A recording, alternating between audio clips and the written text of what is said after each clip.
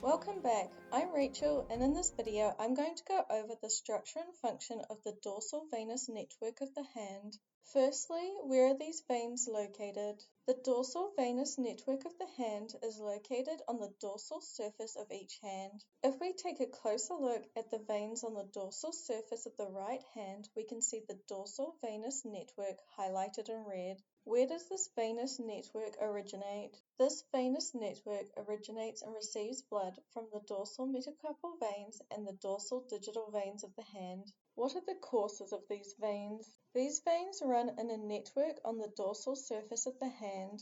This network of veins ends on the medial side of the hand, also known as the ulnar side, by draining into the basilic vein. The basilic vein can be seen here highlighted in yellow.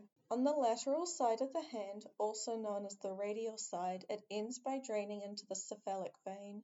The cephalic vein can be seen here highlighted in blue. In addition, this network of veins often drains into the accessory cephalic vein, seen here highlighted in green. What is the function of this venous network?